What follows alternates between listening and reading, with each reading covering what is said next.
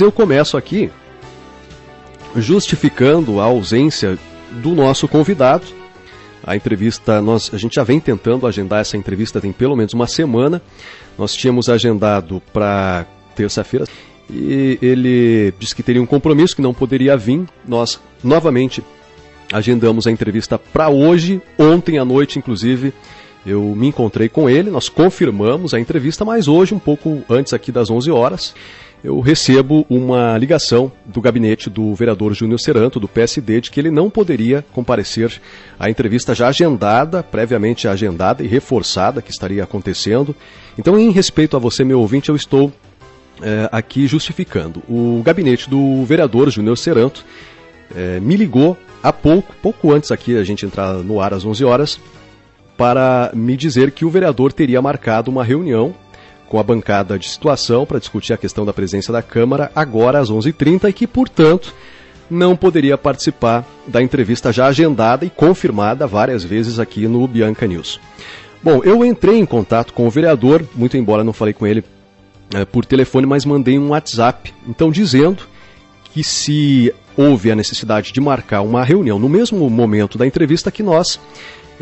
faríamos a entrevista, teríamos o espaço para fazer a entrevista agora, logo no começo do programa, às 11 horas, e que então,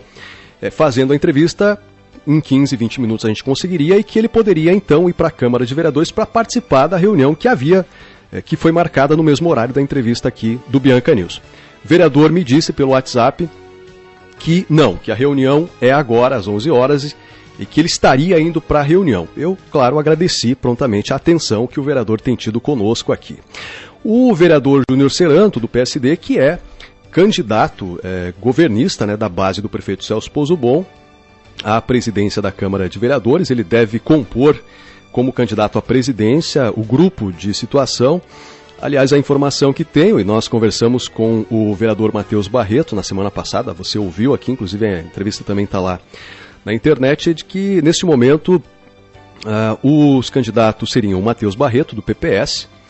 que estariam articulando as suas candidaturas, o líder do governo, Júnior Seranto, e o Ronaldo Cardoso, muito embora haja manifestação da vereadora Ana Novaes também, e de alguns outros vereadores que, muito embora não confirme isso de forma oficial, teriam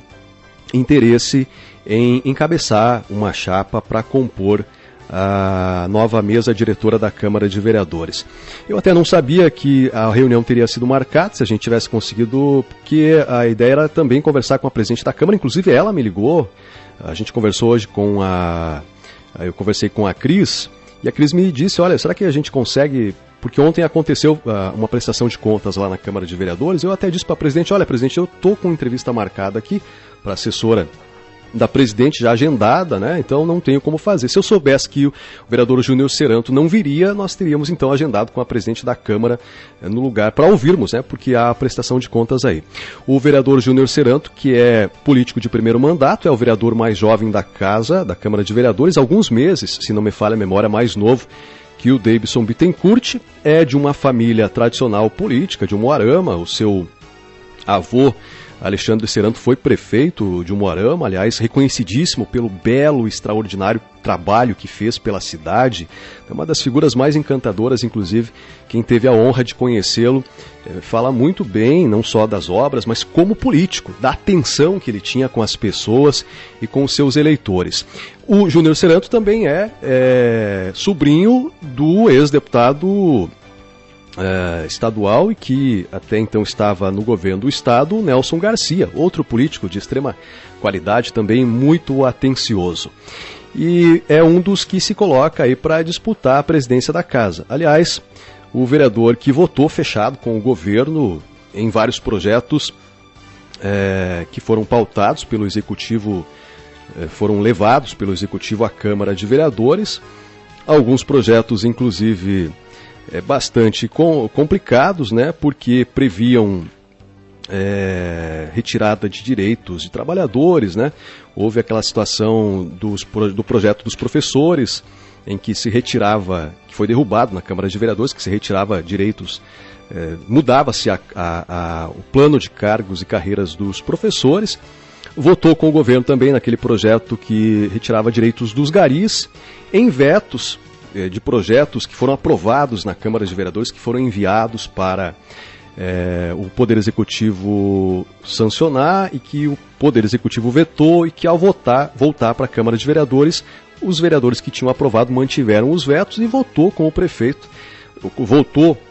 em favor do governo em diversos outros projetos e muitos não explicou por que teria votado.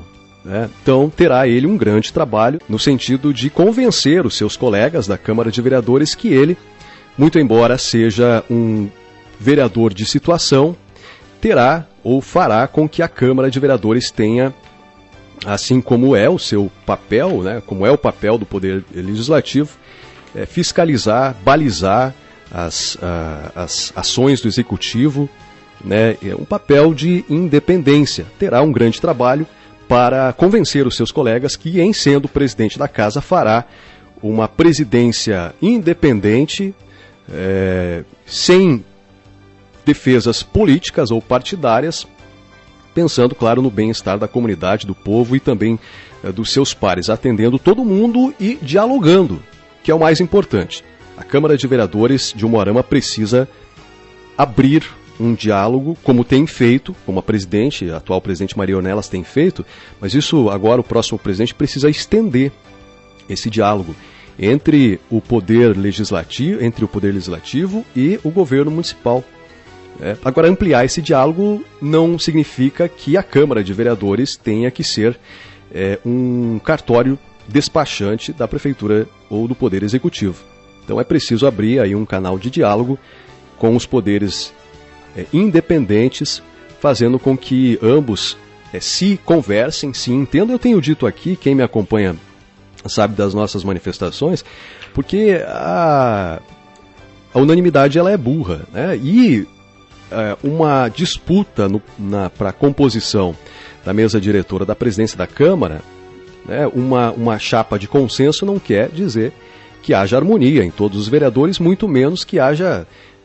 brigas entre eles. Mas uma disputa também não quer dizer que haja brigas, que não haja união entre os vereadores. Aliás, a disputa ela é saudável em qualquer um dos momentos, principalmente quando se trata da questão pública, porque é, de fato, a democracia, a cidadania que é colocada à prova quando se tem a troca de ideias, quando se tem a discussão de projetos, quando se tem o diálogo com as pessoas, com a população, com os eleitores e quando se tem um canal de comunicação, uma articulação política que não seja somente viável, mas que seja também direta, no sentido de atender os interesses que não são interesses e não devem ser interesses políticos, de grupos políticos ou de pessoas, mas que sejam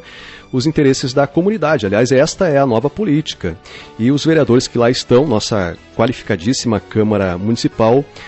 lembrem-se sempre disso, que os senhores fizeram campanha nas eleições defendendo o diálogo, que os senhores fizeram campanha na eleição passada dizendo que fariam seriam os agentes de uma mudança política na cidade que foi expressa nas urnas. Agora, se essa mudança não vem, aí como é que os senhores vão fazer campanha na eleição que vem, se é que os senhores têm pretensões de continuar como vereador, como políticos ou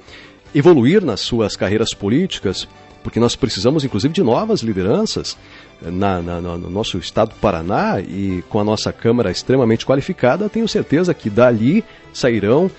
pessoas extremamente qualificadas para compor projetos políticos e disputar, inclusive, e representar o Umuarama de uma forma muito qualificada. Aliás, está comprovado que as pessoas querem a nova política justamente nas mudanças a que fizeram. A partir do dia 1º nós teremos aí muito, para quem ainda não percebeu isso, de uma forma muito clara, a mudança que foi feita no Brasil, em que um presidente foi eleito em casa, fazendo campanha pelo WhatsApp, após sofrer um atentado, que não fez uma composição partidária, que não trocou cargos por horário de televisão, por horário de rádio,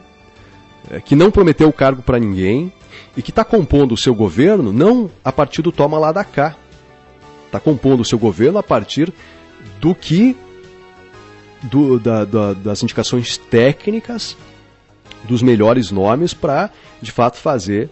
um governo de transformação, porque não adianta ter um discurso e depois, na prática, fazer tudo ao contrário. Aí é o que a gente chama de dar volta a círculos. Nós vamos continuar caminhando aos círculos e não vamos chegar a lugar nenhum. É porque é muito fácil, na época de campanha, ter um discurso, mas quando se chega até o poder, se esquece o que foi prometido para o povo, se esquece o compromisso que tem com as pessoas, se esquecem da necessidade de conversar, de dar respostas e de dialogar para construir um projeto que não é um projeto sozinho, ou solito, como dizem os riograndenses, que é um projeto que precisa pensar no bem-estar da população e que precisa levar em conta os interesses da comunidade e não interesses particulares. Por isso, não tenho dúvidas que a sessão, que a decisão da Câmara de Vereadores em compor uma chapa para que seja de consenso ou que não seja de consenso, que seja uma disputa, será um dos momentos mais importantes para a história do município de Umuarama, porque temos aí um momento de mudança política e essa mudança precisa ser agora estar efetivada também no Poder Legislativo de Umuarama.